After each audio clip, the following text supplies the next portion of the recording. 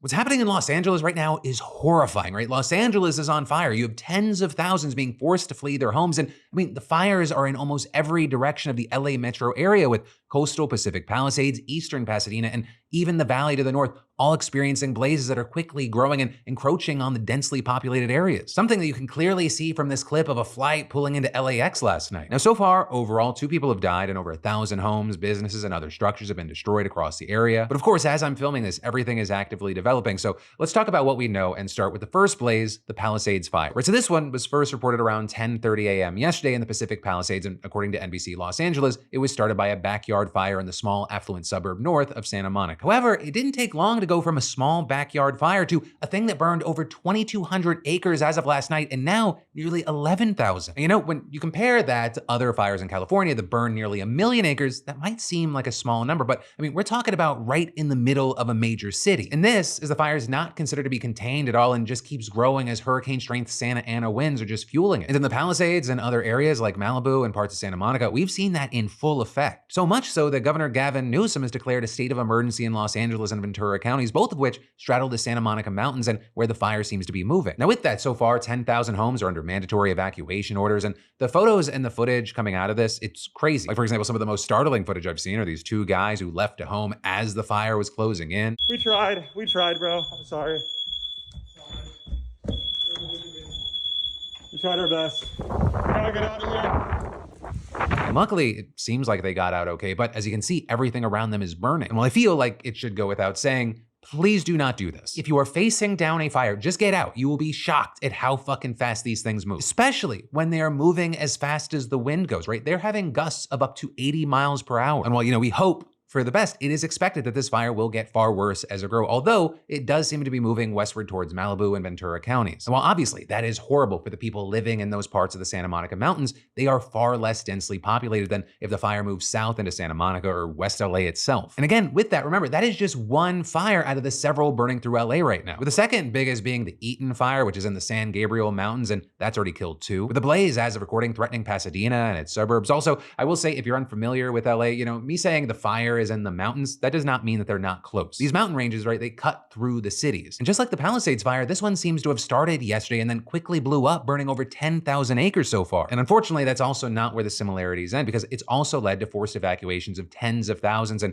homes burning down with thousands more in danger. And with this one, investigators are still trying to figure out exactly what caused the fire, but as you can imagine, they also have bigger things to worry about in the short term, especially because fires just keep popping up. I mean, in Santa Clarita, there's the Hearst fire, which went from like 50 acres at 10:10 p.m. last night to over 500 just 4 hours later, with all that leading to its own mandatory evacuation orders that push into the city itself. You know, one of the biggest issues facing firefighters right now is manpower, right? These fires all propped up very quickly and one after the other. And the cities here, they just don't have enough people to fight the fire, with Northern California and Arizona all sending firefighters to try and help out. Help that'll sorely be needed, because officials are warning that the worst of all this, it is yet to come, as the weather's not expected to get much better over the next day. Although I really want to stress, it is very hard to predict what's going to happen, because blazes can make localized weather conditions that help feed the blazes. And it's actually a common theme that you'll see with these fires and most SoCal fires. The region is pretty much always very dry, with a lot of vegetation in the nearby mountains and hills, making it a prime candidate to burn. And then in areas where there's not a lot of plants to burn, well, you have homes which are particularly susceptible because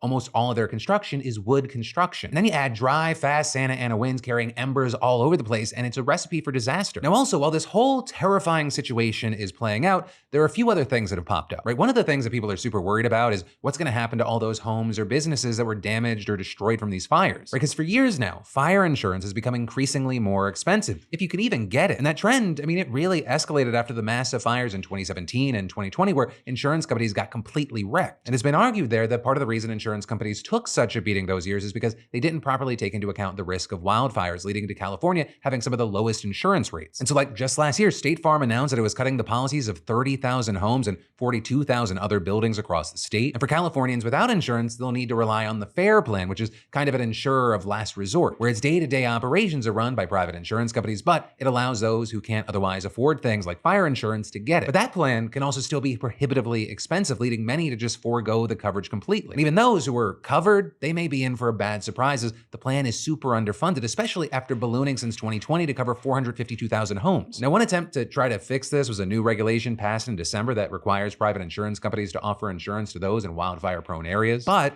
it reportedly doesn't necessarily address it being prohibitively expensive. And then also another thing that's popped up, right? Speaking of companies doing less than ideal things in this situation, there's Airbnb, because they've been getting a ton of shit online after it came out that they were seemingly not refunding Airbnb visits to Pacific Palisades. With seeing, for example, one customer posting on X the message she received from Airbnb, which claimed that the fire was, quote, not covered under our major disruptive events policy. With her then also adding some more context, saying, to clarify, I called Airbnb to request help with rebooking accommodations farther from the danger zone. As always, their policies fail to account for context. The fires keep getting worse, and unfortunately, many others are probably stuck explaining bushfires to someone in another country right about now. And all this to say that she wouldn't be getting any refund for canceling her visit. And so as you can imagine, a lot of people came to her defense, writing things like, a similar thing happened to me as a host during Hurricane Beryl. My Airbnb lost power for 8 days. Day 1 after the hurricane, Airbnb was super helpful. Day 2, they were basically like, why can't you host your guest? If you can't, we're gonna penalize you for canceling last minute. As well as I had a similar experience when Hurricane Helene hit. You could turn on the news and see it rolling in. My property had no power or internet and had to tell the guests good luck. The Airbnb staff said, we have to wait for X person to approve that this is a covered event before taking any action. Beyond disappointing and pathetic. However, it appears what we've seen is that Airbnb has since backed down and said that the areas being affected by the fires are now covered under their major disruptive events policy, and added, our thoughts are with everyone affected by the fires and we have issued a full refund. Right, and then the last thing that I'll touch on with what's been popping up is we're seeing a lot of people mad at Los Angeles Mayor Karen Bass and the city's decision to cut the LAFD's budget by $23 million back in June for the 2024-2025 fiscal year, with many claiming that this is partially why the department is struggling to contain the fires. However, you have some saying, that $23 million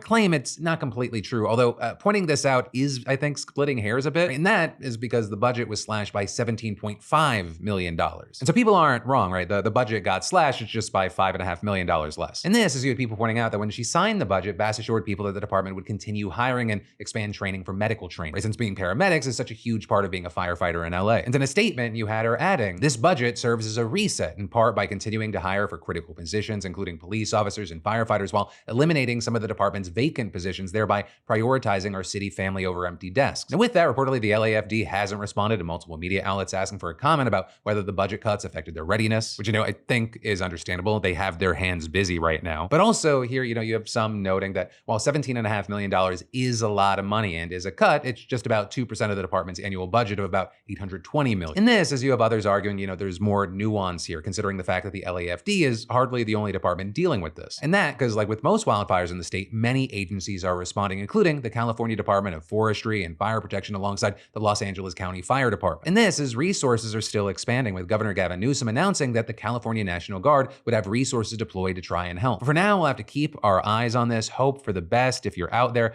please be safe. If there are warnings, listen to them. If there are mandatory evacuations, leave. Mother Nature is fucking undefeated. Period. End of story.